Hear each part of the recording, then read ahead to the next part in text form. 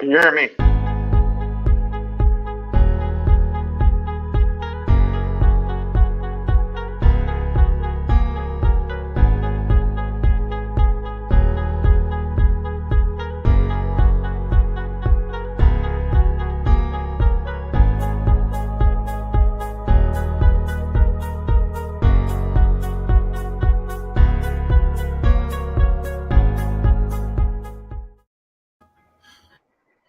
Good morning, everybody. How's everybody doing? It is Wednesday, February the 2nd day of Black History Month. And we are tuning in for Access Denied. Good morning.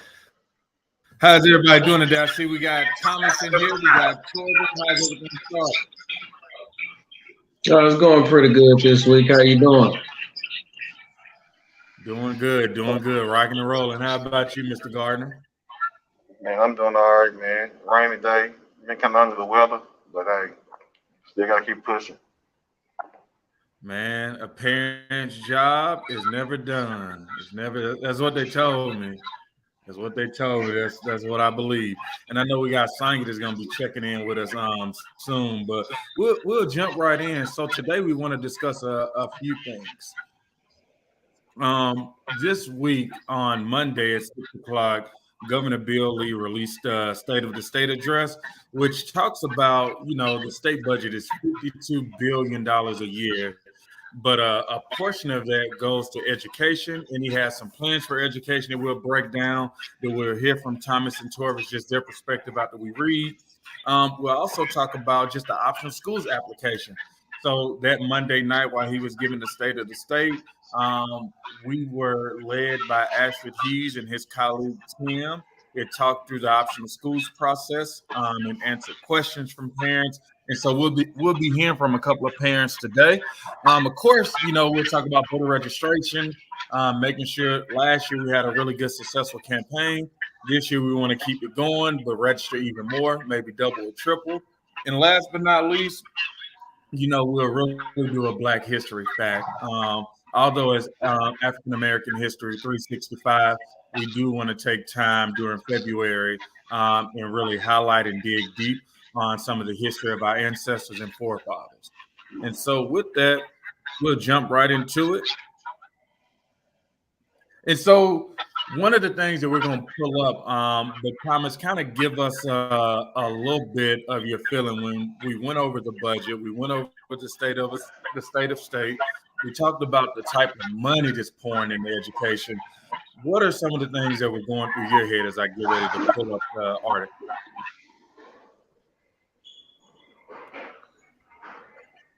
Okay. This is my outset on it.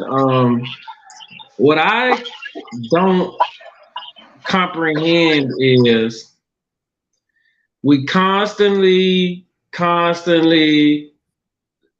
talk about how much money, for whatever reason, is coming through the system to better our children's education.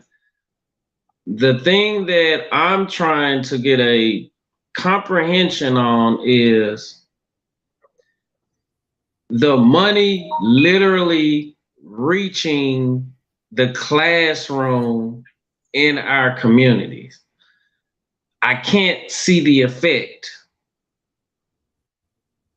No matter who's in office, what's going on, we're constantly complaining, and it seems like we're constantly complaining over and over again about the same things.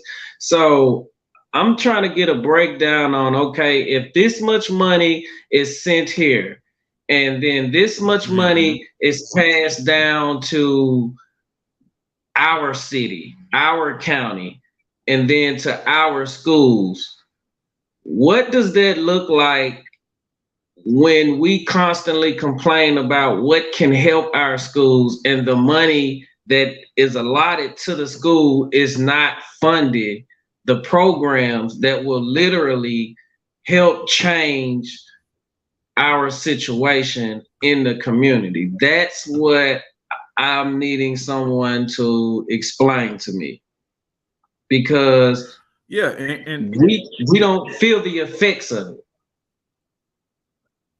mm-hmm. So one of the things I want to do, and I just want to go through this, and just to give people context of what Thomas is saying, I'm going to read it out, and then Torres will hear from you. But it says, money was on the mind of Tennessee Governor Bill Lee as he delivered his fourth State of the State speech Monday. The state's budget increased by nearly 10 billion under the Republican governor's latest spending proposal, thanks in part to a massive influx of federal dollars tied to coronavirus relief over the last 2 years. And they say despite this pandemic money, any reference to COVID-19 was missing from the governor's speech. But here are 3 takeaways. Billions in federal dollars lead to lots of new spending initiatives. And so they have $2 billion in additional money for higher education institutions, including $1.1 billion for capital improvements. They have $1 billion in new money for K through 12 education.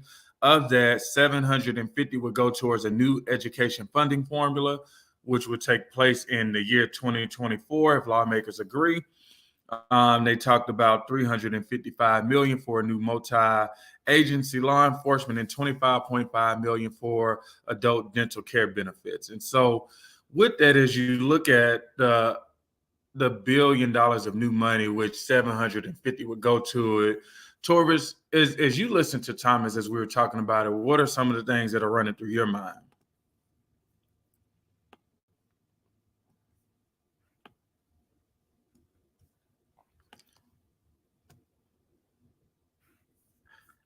And we just got to get you off mute.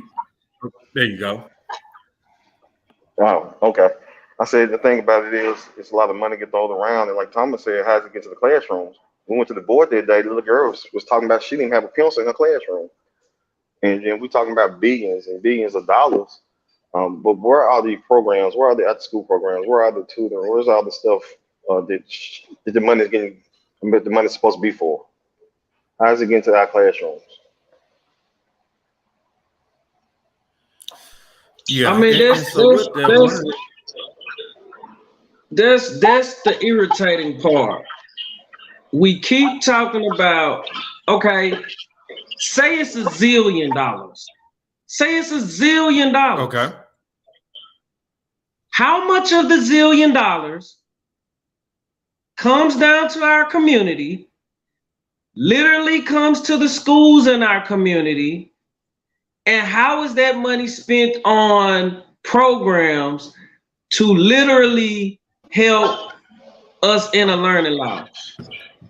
From reading to math to IEPs to 504s to how does this money link directly to effect the change that the money is for in the first place is what I'm trying to grasp the concept. Okay. Yeah. And I tell you, as we get ready to switch just a little bit, the budget is important so we can know that we do have money. I think it's always, whenever we talk to families, they don't realize how much money actually flows through the system.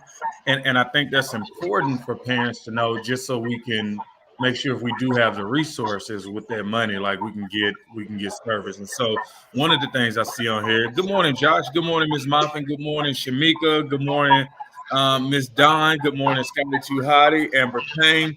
Thank you guys for jumping on. Please continue to share this out, because one of the things that we want to highlight, Thomas, and I know you have been working with parents, you and Torvis, is the optional schools. And so a great thing happened Monday night.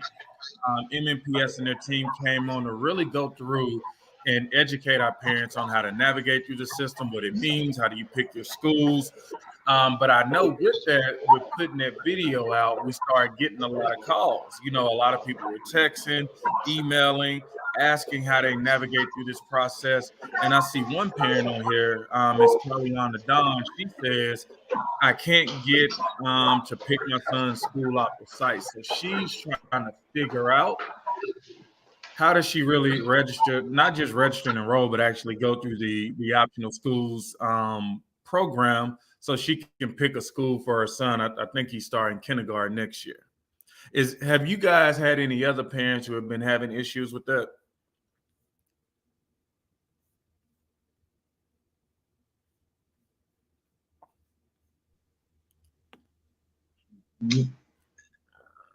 Yes. And Thomas, if you And talk, can you hear me now? yes, sir. Yeah. Yes. And I like to add to that, simply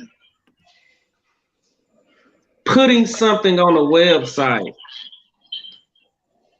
It probably works for a lot of people, but at the same time, there's a lot of people that it doesn't work for, just simply constantly putting something on a website.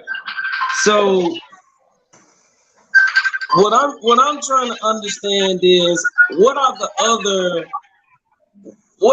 other alternatives besides simply putting something on the website? How else do we go about getting the information?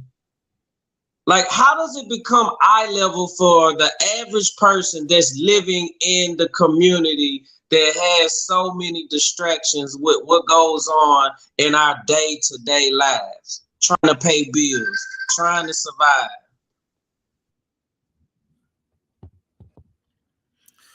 Yeah, that's a real thing, and I don't know. We have one of the moms, but I know you guys have parents as well, like that can really talk through the experience. Because so one thing I want to lead with, I think we lead well with wanting to help families and get families involved, get them registered, get the information out. But I think another thing that we also have to acknowledge, if we're leading in the right place, that we still have parents who struggle. And I'll tell you for myself, like looking on the site, I was like, okay, like we got them registered. They feel good with that. But then, like, how do we go to the optional schools? Like, how do we get? Because I know you got to pick 7 schools, up to 7 schools. You can pick 1 to 7.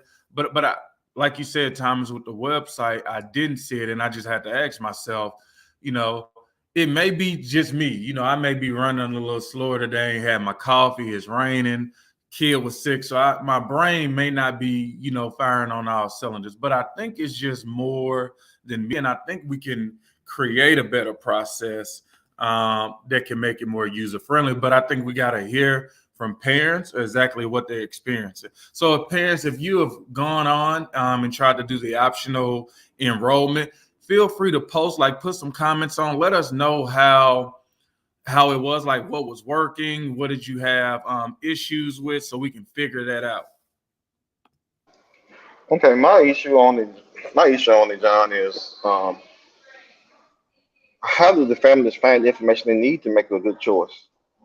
You know what I'm saying? Where do they get the information from? I know he talked the other night and he threw out a school of a name that was actually was a priority school. So where do they get the information from to compare the schools? I got an advertisement before in the mail, and the cluster that we lived in, it was like all these schools are priority schools, but nowhere on there does it say anything about the grades or whatever for the school. So how do the parents find the information to make the right choice for their child?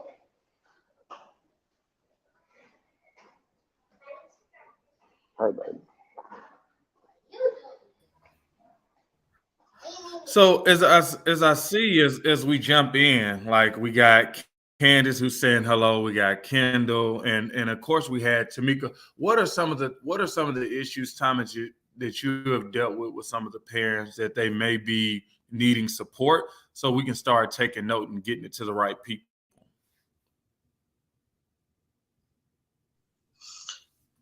Well, from my point of view,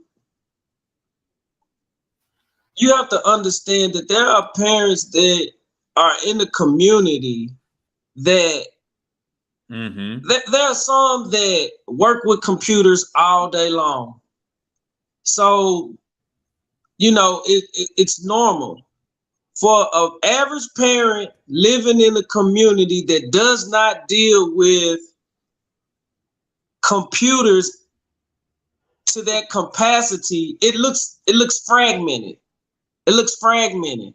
Mm-hmm. So you can want the best for your child, and you can feel depleted from trying. If the average person in the community has a problem or has issues with filling out an application for a job, then when you constantly say, "Hey, just go on our website. Hey, just go on our website," where is the help with that?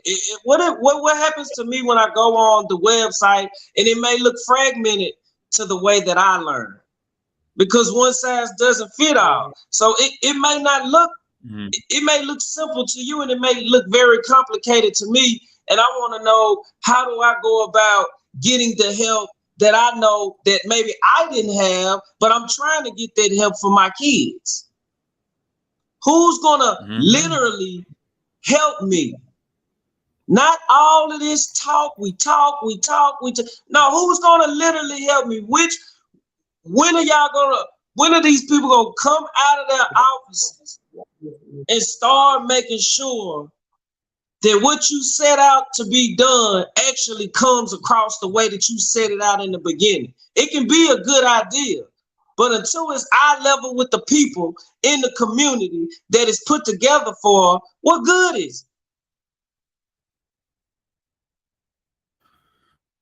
I see Mr. Driver is on fire today, and I know you've been talking to parents, and I think myself and I know Torres, we all been working. And again, we ain't smarter than the average bear, but we talented. And I think for us to still struggle, I think what I'll be looking for, Thomas, is just a button at the top, and we're gonna give this feedback to the district, but maybe a button at the top that says "click here for optional schools." And one of the things that I want to do, just to make sure we want to navigate this thing out, is actually pull up the site and let's try to navigate through to see how we can get to the optional schools. And parents, if you have had experiences, or if you want to sign your kid up for the optional schools, or if you need support like signing on here, I know at one point we're going to put the direct contact for the district who's over the process, who can also look back on this video and reach out to parents as well and provide that support if needed. Yeah, John, I was dealing with I was saying I was dealing with some parents that was at the Hunters Lane cluster.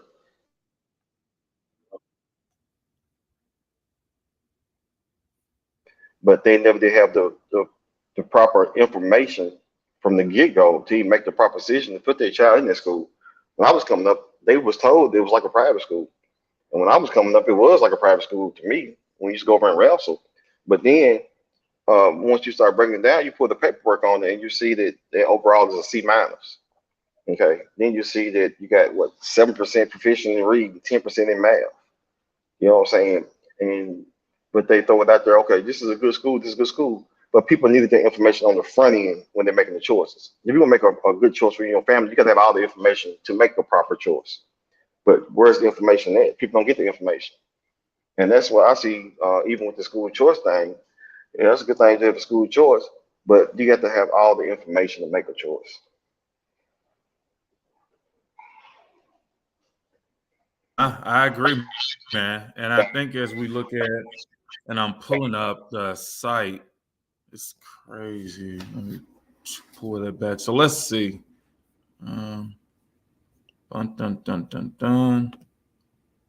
So right now, and thank you for checking in, Ms. Chrisman. Here is the enrollment website now. So it's the quick guide to MNPS.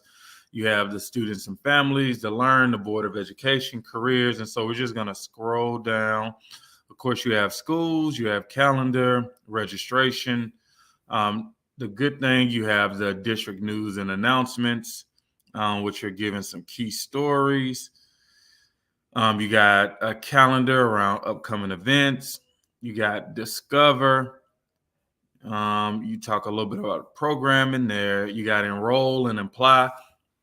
And so as you guys see this, what do you think the next thing we should click in order to get to the optional schools?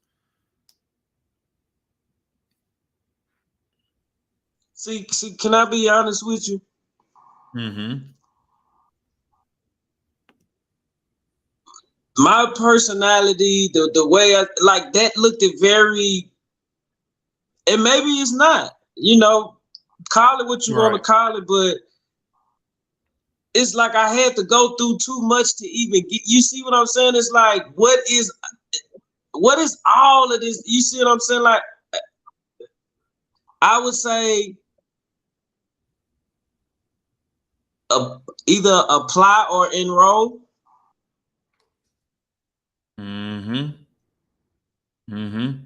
So the question is, are So you applying for the school? Are you applying for the school? Are you enrolling in the school? Because they can mean the same thing.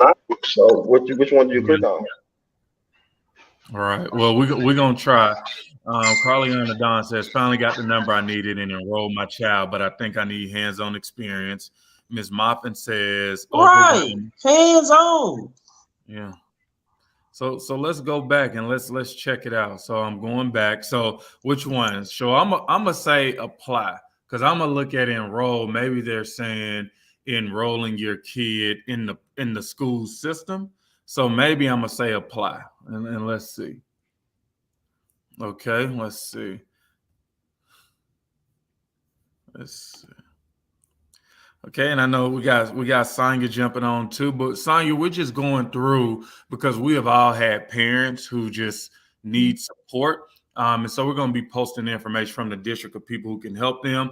But just we want to also go through this with parents just to show them how the system looks and how it works, and maybe we can figure it out. But I don't think we can. So I hit apply. Okay, that's joining Team MMPS, Torvis. So we struck out on that one. So maybe you were right. Like, let's go to enroll. We can't see John. Okay. See, I'm striking out already. Bless your heart.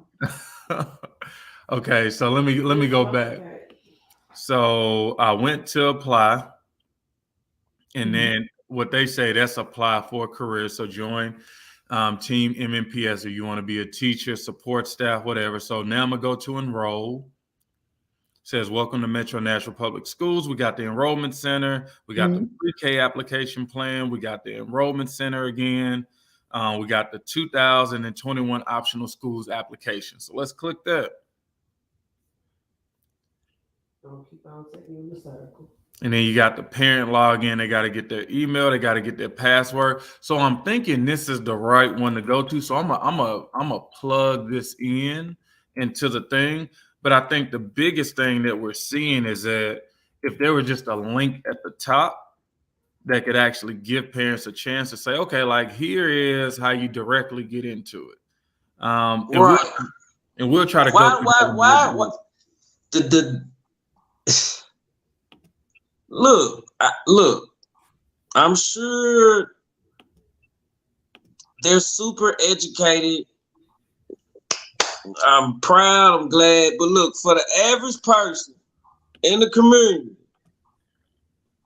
look, call it what you want to, but quit trying to make stuff, it's like it's purposely or intentionally made like difficult, or from my point of view, it should be just this easy to do. It's just this simple. It's just that, yeah, for you, it's just that simple. For you, it's just that easy. For the average person that live in my neighborhood, no, it's not just that easy.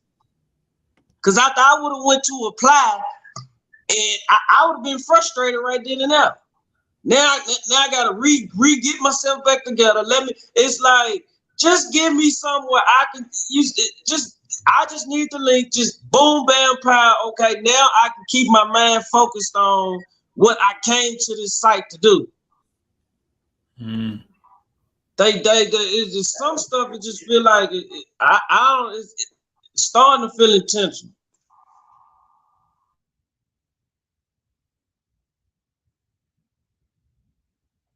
What was that first thing it took you to? Is like join MMPS? Yep. We'll go back. So when I first signed on, but why is that on there? Why is it on there in that position? Why is it on there in the position where you're trying to get parents to sign up for school choice? Why is that on there in that situation? It shouldn't even be right there with that where you even make the mistake. Like I said, the word apply, join, enroll. You know what I'm saying? It should be just one thing there for them to go in there. If it's the school choice website, but it's what it just needs to be. Not applying for anything. Yep. Yep. And the first you had enroll and you had apply. And the apply part, it took you to apply for a job with the school system. And then the enrollment part, when we hit enrollment, it took you to, welcome to Nashville Public Schools. It talks about the enrollment center, EL students, pre-K, enrollment, non-resident policy, which you'll have to pay if you are not a resident of Davidson County. And then right here it says new to the district or switching schools, which is this is the link I believe. But the thing that I would say, and I think why parents are experiencing this, because it has to go through two different ways. You have to go through 2 to 3 different pages to find this link, and then it takes you to where you need to go. But again, when you, as a parent, you may be on your break, so you're trying to hurry up and eat. You're trying to get to this and fill it out so you can get back to work in time. You may have multiple kids, and so you got a break while your child is asleep, and you're like, hey, let me run this out. And I think, again, this is the info, but I think what all of us are realizing, that is more difficult than it needs to be to navigate. Okay, so I just asked Mr. Hughes for some type of job aid. I think it's not too much to ask. Apply, enroll, like those words mean like the same in a way. And what I can appreciate right here is you guys who are giving your feedback, and it's valid feedback. Thank you for everybody that's watching.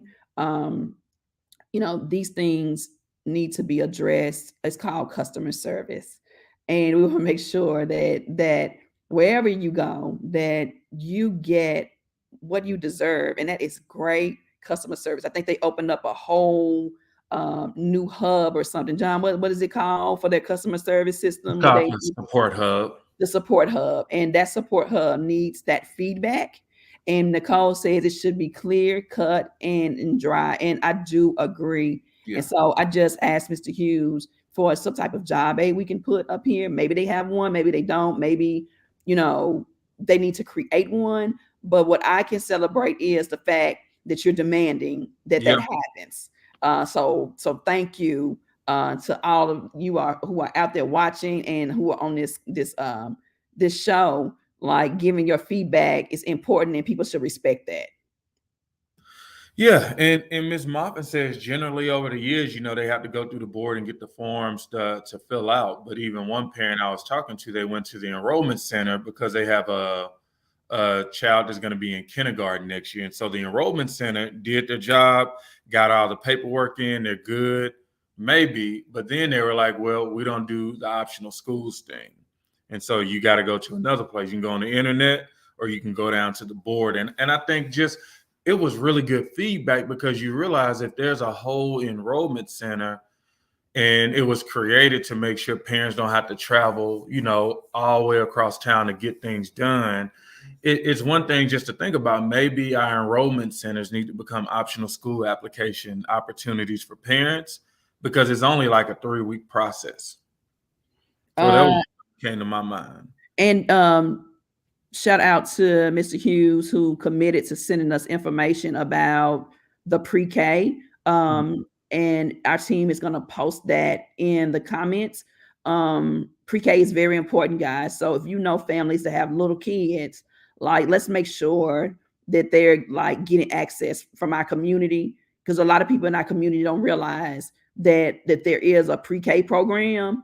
And our kids need to be in those programs front and center to try to help them to get the best start that they can get. I'm sure that there's a lot of improvement that can go into that pre-K program. I had one kid years ago that did go through the pre-K program at Taylor Stratton. And let me tell you something, it was really hard, Thomas and Torvis, because there was limited space. And back then, I don't think that there were any income parameters around it back then. There may be some now, I'm not sure, don't quote me, but it was really hard to try to get into those programs, there was a lack of access to the programs because not all of the schools had them. So I had to, of course, drive somewhere else for my child to get pre-K. So this information, probably doesn't get to our parents in a timely manner where they know they need to sign their kids up at 4 years old for pre-K. And so we want to make sure we're putting it out there. I'm still waiting on him to send the option school list. Okay. And our team will contact him today to hold him to his word to send that options list for you guys, so to make it easier when you're trying to choose. Yep. And parents, thank you for reaching out to us. I think once we did it on Monday, we realized parents were reaching out. And one of the things that we're saying, as Nashville Propel, we want to make sure the system works for the people that it was set up to help. And so when you reach out to us, like, we're going to be directing you to the system. And if you continue to have problems, we want to know, because we want to be in support of the system, but we want to make sure like things are not broken where it creates like a larger issue. And so I know I got 3 or 4 messages. I know we were talking to the organizing team and they were getting messages, and we just said, hold up, like, let's make sure before we stop, drop, and roll that we connect them to the system that was designed to help them. Absolutely. And holding them to that. So Mr. Hughes he said that you guys can email him. I don't know if he said email him. There you go. He said, if you have any problems with the optional schools application, please email Ashford Hughes at ashford.hughes@mmps. I want y'all to email him. Email them and ask him for help. He is willing to do that, so he can take y'all one by one and help y'all with that. Mm-hmm. I'm sure he's got some time in his day where he can help everybody one by one. But I want to impress upon them, let's just take the feedback too. Let's perfect it so that parents can navigate, right? Yep. Like, it's 81,000 plus students in the district. And Ashford, I don't know if you can take calls from all these people. That's probably not efficient. So yeah, and Ms. Moffin says generally she goes to the board and gets the forms to fill out. And I know sometime even as at Propel, like, we realized there was a hot spot for parents who were taking action. And so that may be something that we do. And when we went out there, the board came down and they were helping parents as well. And not the board, but the central office Bonanza Support Hub were helping parents. And so maybe that's an opportunity, because you heard loud and clear how parents felt, whether it was positive or not positive. You realize where they were going for. One parent told me, look, my only choice is human fog. If I get in, we stay in, and if we don't, we out. And it was really interesting just to see the breakdown of just different parent perspective. But that taught me a lot, like, down at the board is where parents are going, because even the parents who had their kids in private school, I remember them saying, like, we couldn't get it online, so we coming straight to the source. And I was like, okay, that's interesting. Yeah. What else is happening, y'all? They got to February the 11th to do this? February the 11th is the deadline. So one of the things that we've been talking about, Sonia, is the state of the state, right? On our team call, we talked about, the Metro Schools budget for Davidson County, I want to say is 1.3 just on the top, not including grants. But as we were reading the article with Governor Bill Lee, the state's budget is $52 billion. And I think they said that was due to a $10 billion increase.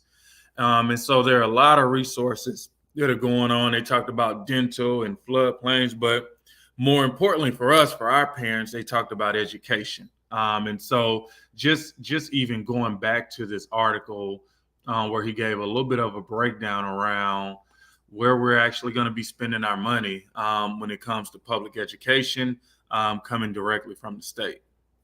I got a question, and Thomas and Torvis, you guys may have the same question. So when the governor does the state of the state, right, sounds like that's a vision.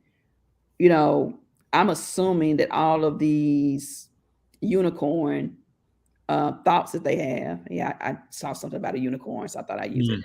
All of these unicorn thoughts that they have, like, that has to go through somebody, right? Like, the governor is not just getting up there saying we're going to spend $52 billion. What he's saying is we would like to. Mm-hmm.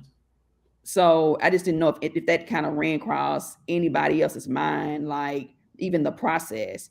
We just went up on the hill. Was it last week, y'all?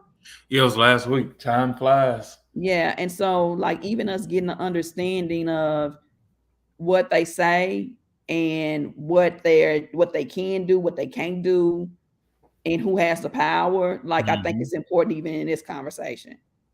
Mm-hmm. My question about that is I mean, I would say they're talking to people. Who are they talking to? Because a lot of the people up on the hill don't have kids in the school, or they definitely don't have the kids in school that our kids go to. So who are you talking to when you decide to come up with these decisions where to put the money at, and we see the schools out here struggling? So obviously, who is they and who are the parents they talking to? Who is they? You know how they be saying they said Taurus. It's Yeah, who is they? they. And stop telling me what you can't do. Tell me what you can do. That's right. That's Mm-hmm. right. So as we dig into this article, it says, Governor Lee may have just proposed more than $1 billion in new recurring funding for K-12 education, but it could still be a long way before students and teachers see the impact. Thanks to a myriad of factors, the least which is that the governor still needs to get his funding formula proposal, as Sonia just talked about, through the legislature. And so he brings the proposal and then he sends it to the General Assembly, which is the state Senate and the state House, and then they work through it. So even if lawmakers do approve the legislation and $750 million to help pay for it, the new formula won't take effect until the year 2024. Some argue setting the money aside and moving slower is the right approach, but others are doubtful that the legislature will successfully tackle a new iteration of a 30-year-old problem this spring. And we still are asking the question, how does this formula move the needle for Black students?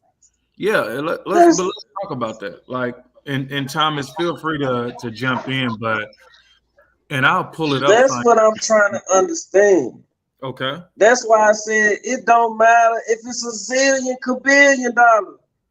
How long is the impact? It's gonna take a long time for the people the money's supposed to be for to feel the impact. What's a long time? Mm-hmm. Like, how can you have so much data? You can be so specific on every other thing. Yeah. But when it comes to how the money is broke down, how the money actually reaches your county, how it actually reaches your school in your community, I don't care if it's in the room, wherever. Mm-hmm. How the money literally meets your child in the classroom, everything gets fumbled.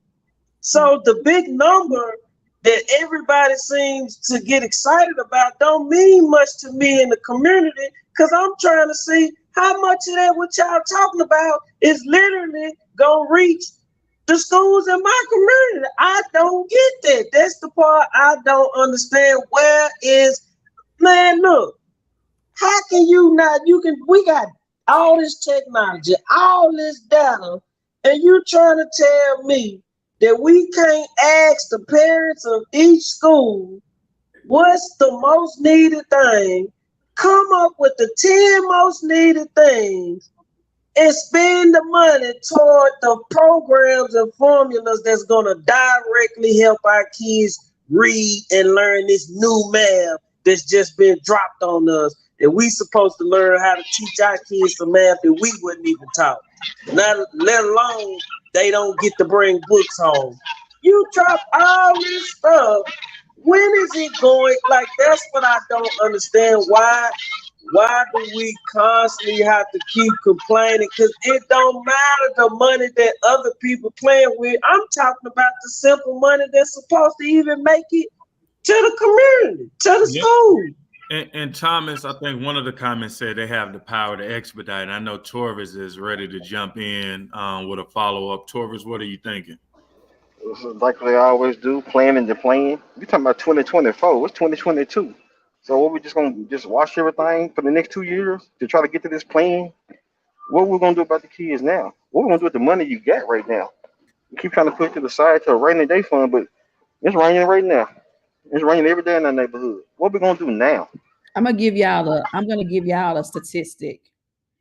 So as of right now, we've got a new administration, which is a new governor. We have a new commissioner in the state of Tennessee. The previous administration set a goal for literacy rates that we'll have 63% of students reading at or above grade level by 2028. It is 2022.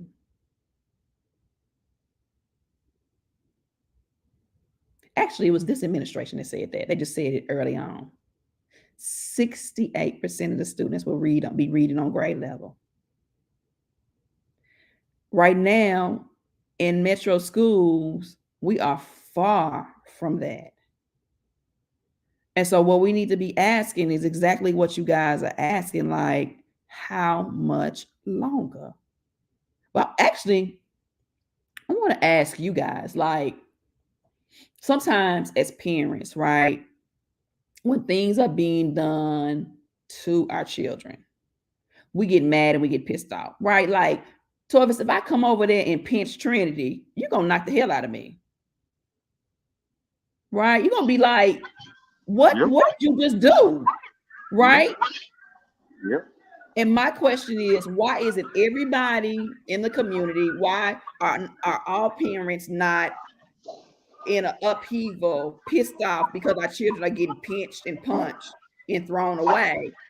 And a lot of it, I can only speak as a parent, right, to say that parents just don't know, right? Like, we're not walking around all the time thinking about the goals that they set, what they said back in, 2018, 2019.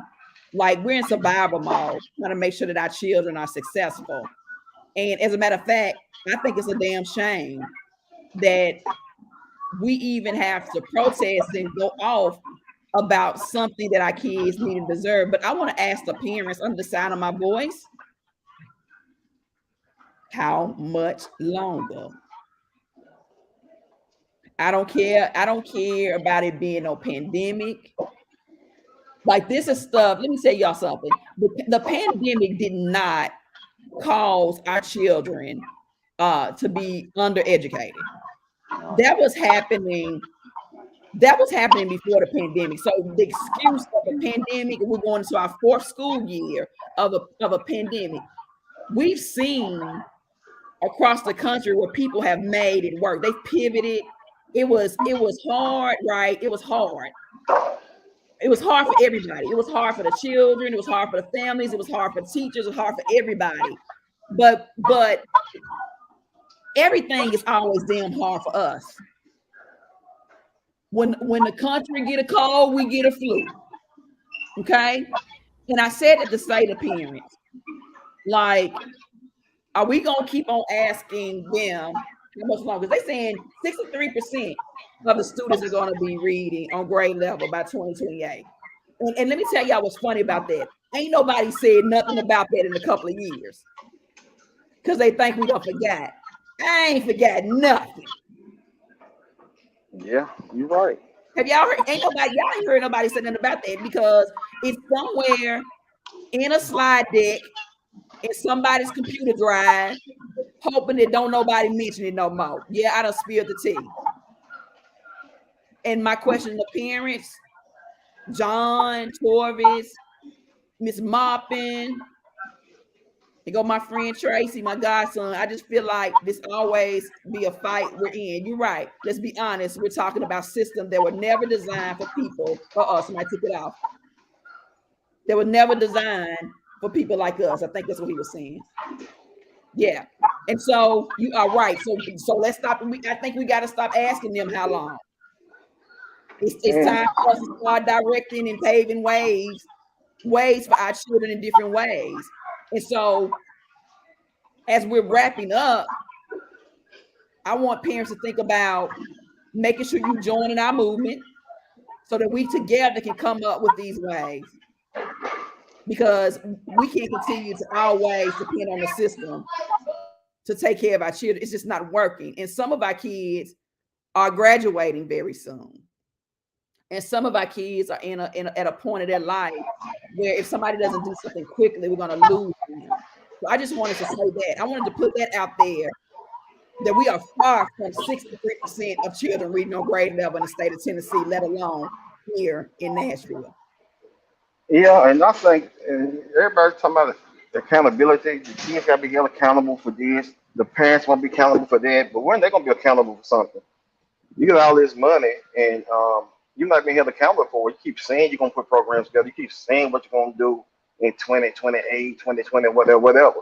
But I just don't understand what you're going to do about it now. A parent was talking to me about the school, particularly Hunter's Lane.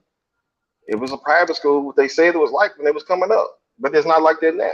Okay, pull up the state report card. You're a C minus overall. C minus. We're talking about almost a D. We're talking about 3% proficient in math. We're talking about 10% proficient in reading. We're talking about your salaries is a total of $5.5 million. So are we getting is that money being used? There's no accountability for every dollar that you spend in school on teachers. You got 95 teachers over there. That money is not being held accountable to teach our kids. It's like more and more money, and we still getting nothing. When are we gonna get something for this money being spent? When are we gonna get the receipts? Because, like I said, 3% in math and 10% in reading. Yeah. How much more money is gonna take? Which I got to make 20 million a year for kids to get on that 63% they talking about, 68% they talking about. Yeah, and it's not in and you got a point, like Taurus, like it's not a teacher's fault. It's an expectations issue, right? Like, we believe that money does need to be put into education, and what I hear you saying, Taurus, is know where it's going, get it to the kids that deserve it, and make sure that you have outcomes. If you don't, you just going to Cage Jewelry and just spending money. We're just going to the Louis and the Gucci store and just spending money, buying a handbag and some shoes, and ain't got nowhere to live. Exactly. That's what I hear you saying, to put it in a different way. Exactly right. Show us the receipts, Taurus. Show us the receipts. Thomas, you want to see the money? Yeah, that's what time it is. It's if you gonna throw out numbers that's supposed to make an effect or impact, and we don't see the effect and the impact, and we continuously have the same issues, the same complaints, the same problems, then you got to start asking, well, where's the receipt? Well, where's the receipt to? I thought this was supposed to work 3 years ago. I thought this was supposed to work 10 years ago. I thought this was supposed to work 25 years ago. I thought this was supposed to work 30 years ago. Every year, every decade, it's supposed to work. But we almost last in education in the entire country. How much disagreeing can there be when it's clear to see that we almost in last place in education? The it city is almost last in education. What Ricky Bobby say? Huh? What Ricky Bobby say? If you ain't that's wild. That's wild. Good, you need the receipts. Don't you need the receipts to send stuff back to the sender? Don't you need receipts to take stuff back? Look, what Ricky Bobby say to us? You ain't first, you last. You last. Yep. When we gonna be first? When we gonna be first in something? Exactly. I mean, what they gonna do? What they gonna make some more states to move us on up the ladder that way? I don't think they can do that. 46 is out of 50.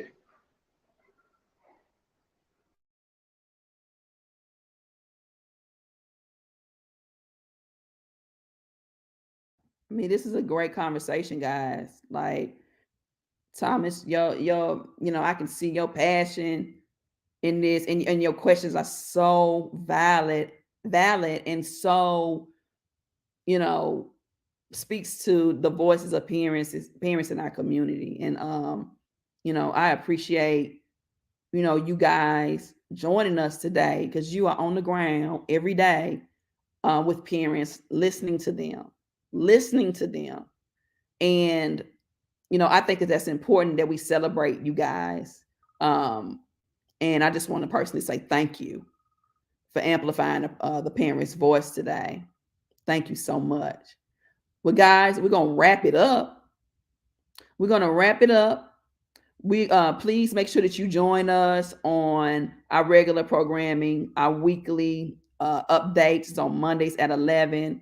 Also, we have our Access Denied every Wednesday at 11 right here on this platform.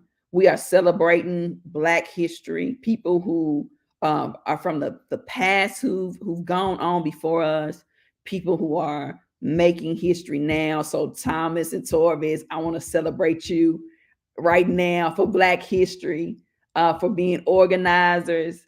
You know, when I think about movements from the past, it took real organizers like you guys.